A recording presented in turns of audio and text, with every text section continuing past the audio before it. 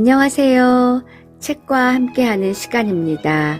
오늘 준비한 책은 제목 행복의 기원, 서은국 지음입니다. 이 책은 모두 9개의 장으로 이루어져 있습니다. 그 중에서 저는 제5장 결국은 사람이다 편을 읽어 보겠습니다. 결국은 사람이다. 뉴욕 맨하튼, 세상에서 가장 다양한 사람들이 오가는 곳이다. 하지만 군중 속에서 고독은 더 커진다고 했던가. 2011년 가을, 이곳에 살고 있던 제프 렉스데일이라는 39세 남자는 여자친구와 헤어진 뒤 외로움에 몸부림치고 있었다. 가족도 친구도 없던 그는 망망대해 같은 세상에 구조 신호를 보냈다. 노란 종이 한 장에 자기 전화번호와 간단한 문장 하나를 적어 맨하튼 곳곳에 붙인 것이다. 뭐든 대화하고 싶은 사람은 저에게 전화하세요. 외로운 제프. 그 후 놀라운 일이 벌어졌다. 단 몇 명의 대화 상대라도 생기길 바라던 그에게 실제 연락을 한 사람은 무려 7만 명. 뉴욕은 물론 영국, 캐나다, 나이지리아, 말레이시아, 심지어 한국에 사는 사람들까지도 제프를 찾았다. 자신도 외롭다는 하소연과 함께 힘내라는 응원 메시지도 줄을 이었다. 사람에게 가장 필요한 건 사람이다. 인간이 경험하는 가장 강렬한 고통과 기쁨은 모두 사람에게서 비롯된다. 사랑하는 사람의 죽음, 이별, 짝사랑, 인간을 시름시름 앓게 하는 고통스러운 경험이다. 하지만 인간이 느끼는 가장 강력한 기쁨 또한 사람을 통해 온다. 사랑이 싹틀 때 오랜 이별 뒤의 만남, 칭찬과 인정. 그래서 시대와 문화를 막론하고 인간이 치르는 가장 성대한 의식들은 사람과의 만남 혹은 이별을 위함인 것이다. 왜 이토록 인간은 서로를 필요로 할까? 사람이 꽃보다 아름다워서가 아니라 막대한 문제가 걸려있기 때문이다. 바로 생존. 세상에 포식자들이 있는 한 모든 동물의 생존 확률은 다른 개체와 함께 있을 때 높아진다. 물소들은 사자들이 우글거리는 아프리카 초원을 수십만 마리의 동료들과 함께 횡단한다. 서로 잡담하기 위해서가 아니라 살아남기 위해서. 매가 혼자 있는 비둘기를 습격할 때 사냥에 성공할 확률은 약 80%다. 하지만 비둘기가 다른 친구 10마리와 함께 있을 때는 60%, 50마리와 함께 할 때는 10% 이하로 사냥 성공률이 떨어진다. 사람도 마찬가지다. 시카고 대학의 카시오프 교수팀의 오랜 연구에 의하면 현대인의 가장 총체적인 사망 요인은 사고나 암이 아니라 외로움이다.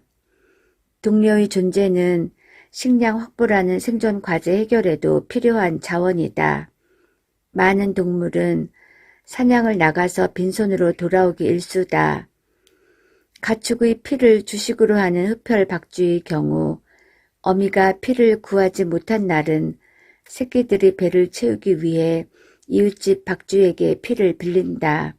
물론 빌린 피는 사정이 좋은 날 반드시 갚는다. 진화의 여정에서 집단에서 소외된 동물은 이 같은 비상식량 장치가 부족했고 결국 이것은 죽음으로 연결됐다. 짝짓기라는 궁극적인 생존 과제를 해결하기 위해서도 타인이 필요하다. 포유류는 자기 혼자 유전자를 남길 수 없다. 아무리 사냥을 잘해도 짝짓기 상대가 없는 동물은 지구에서 사라졌다.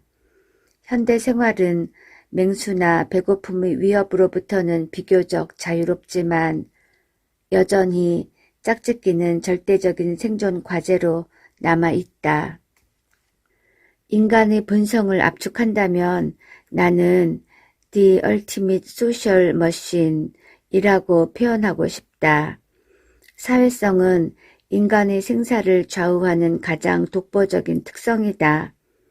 최근 여러 분야의 석학들이 이구동성으로 주장하는 결론이다. 미국의 다트머트 대학의 마이클 가자니가 교수는 세계에서 가장 저명한 뇌 과학자로 꼽힌다. 최근 그는 자신의 책에서 큰 질문 하나를 던졌다. 인간의 뇌는 도대체 무엇을 하기 위해 설계되었을까? 일평생의 연구를 토대로 그가 내린 결론은 인간관계를 잘 하기 위해서다. 그는 인간이 뼛속까지 사회적이다 라는 표현을 썼다.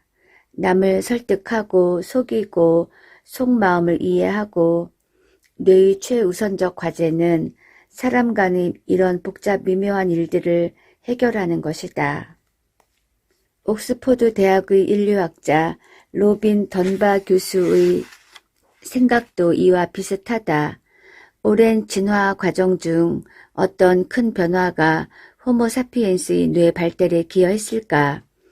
진화 과정에서 일어난 주요 사건들과 유골의 크기 변화를 비교해보면 결론이 나온다. 인간의 뇌가 급격히 커진 시기는 함께 생활하던 집단의 크기가 팽창할 때와 맞물려 있다. 약 10여 명의 소규모 집단에서 생활하던 인간이 정글을 나와 초원 생활을 하며 집단의 크기는 약 150명 정도로 커졌다. 낯선 이들과의 교류가 증가했고 이들이 마음속에 숨긴 생각과 의도를 파악하기 위해 더 높은 지능이 필요하게 됐다. 이처럼 인간의 뇌를 성장시킨 기폭제는 타인의 존재였다는 것이 최근 널리 각광받는 던박 교수의 사회적 뇌 가설의 핵심이다.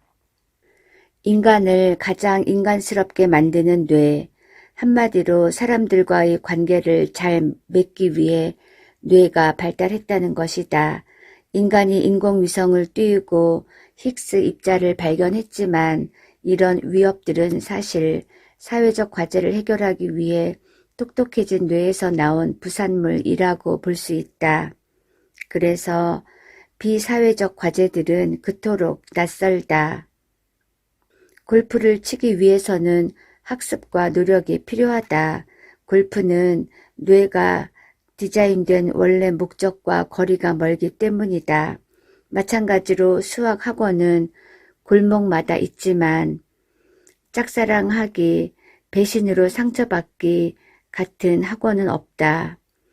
뇌의 원래 용도는 연애를 하고 친구와 사귀는 것이지 2차 방정식을 푸는 것이 아니기 때문이다.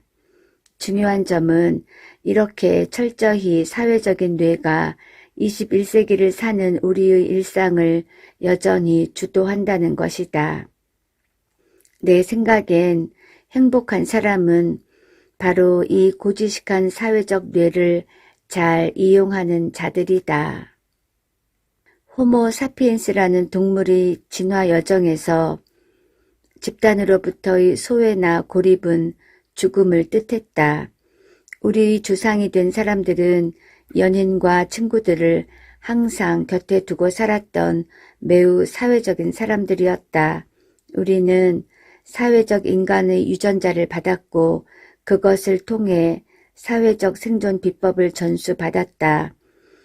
이 생존 비법 패키지를 뜯어보면 두 가지 중요한 내용물이 나온다.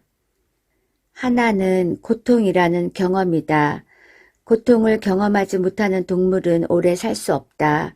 다리에 박힌 못이 아프지 않으면 치료하지 않을 것이고 결국 목숨까지도 잃을 수 있다.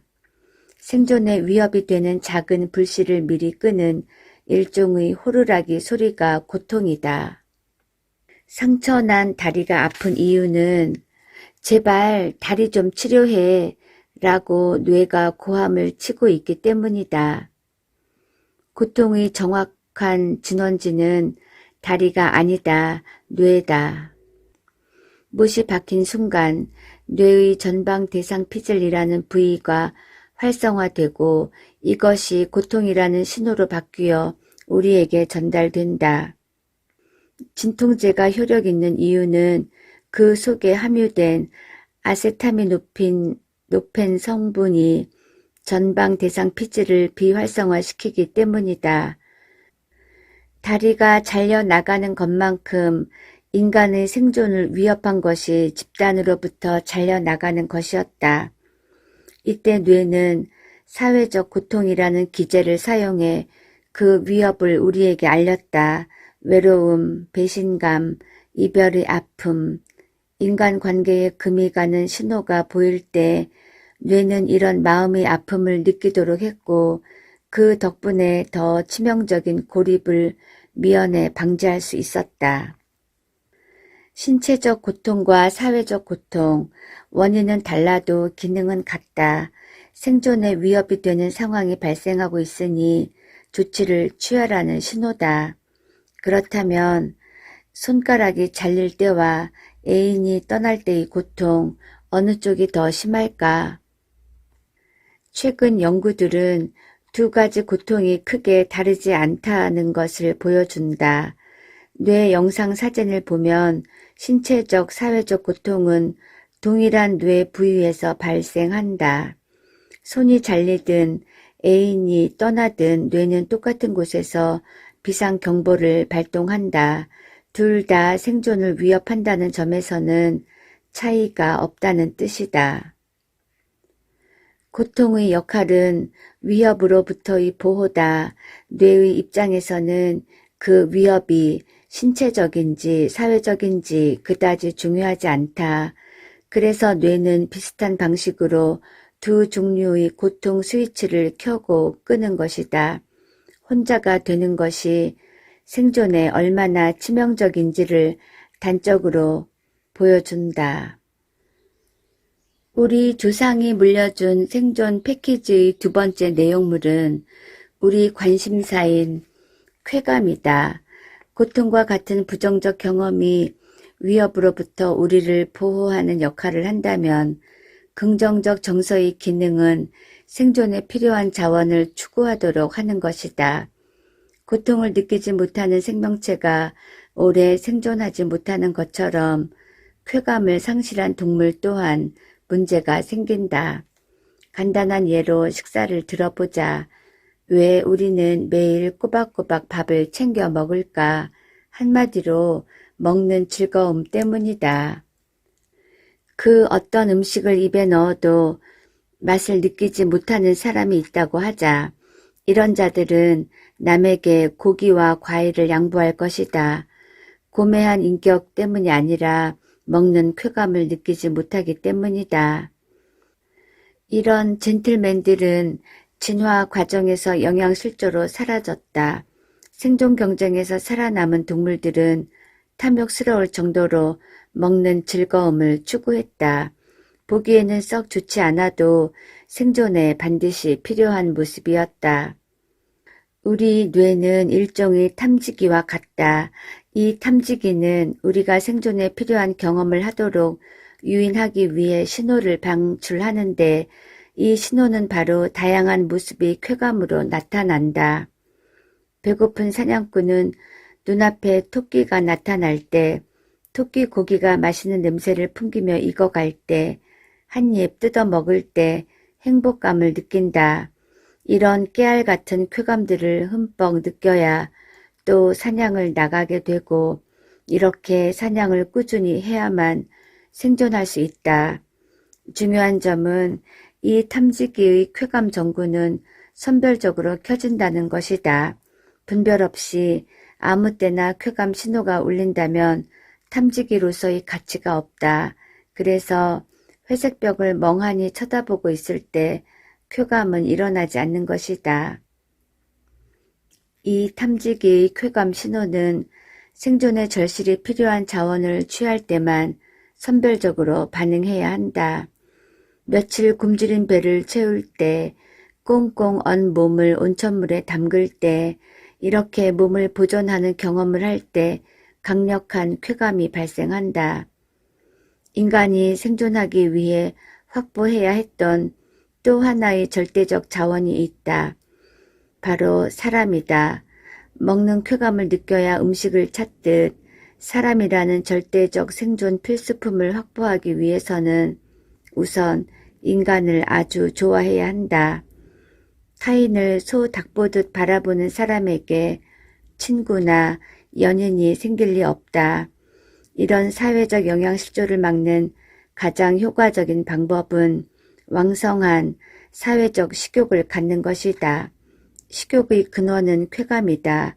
그래서 사람, 특히 이성을 만나고 살을 비빌 때 뇌에서는 사회적 쾌감을 대량 방출한다. 강추한다는 뜻이다. 우리는 이런 사회적 쾌감을 예민하게 느꼈던 자들의 유전자를 지니고 산다.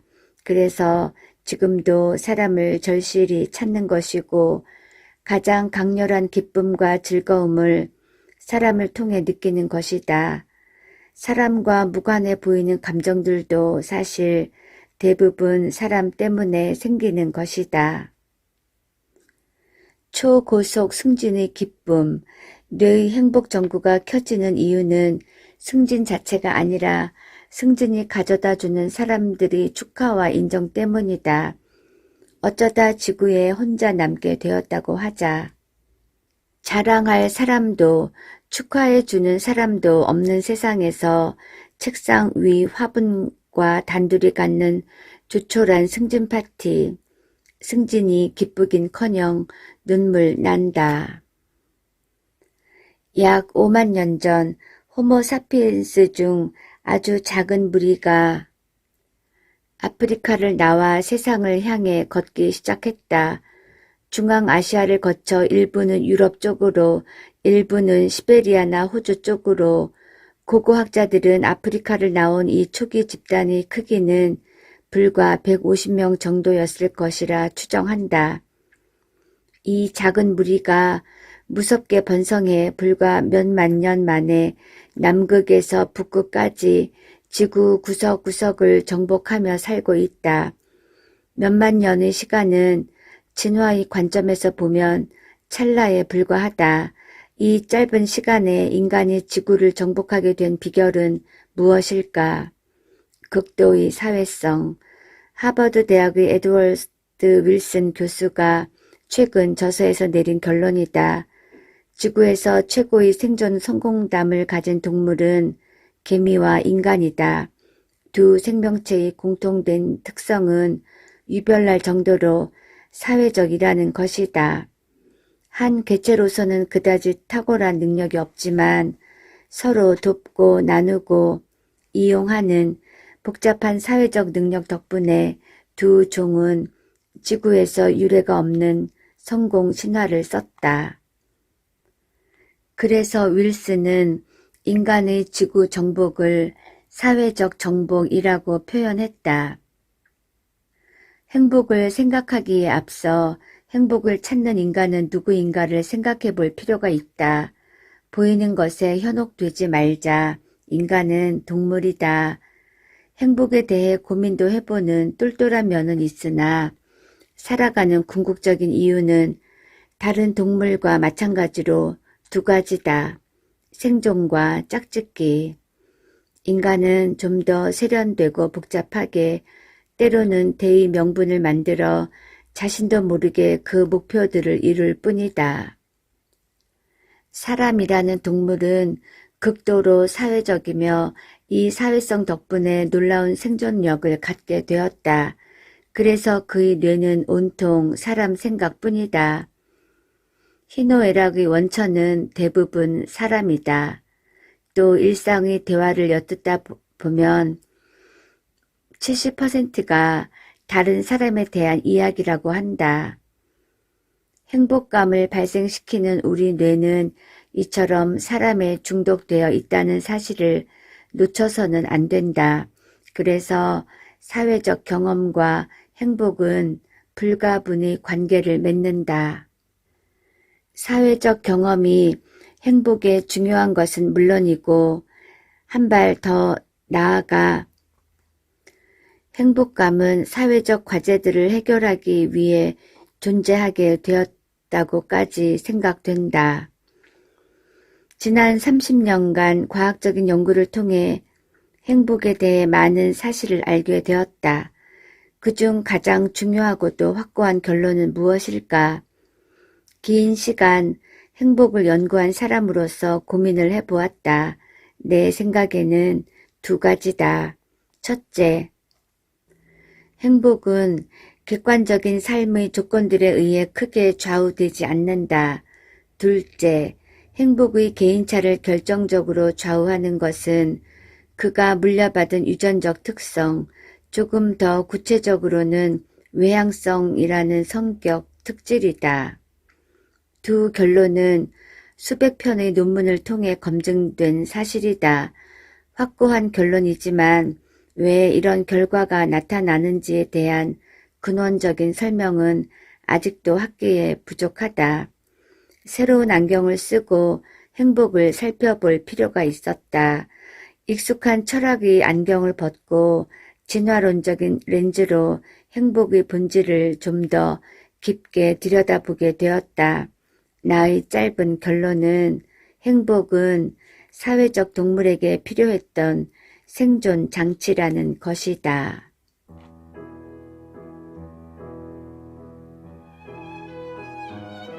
행복의 기원에서 결국은 사람이다 였습니다. 감사합니다.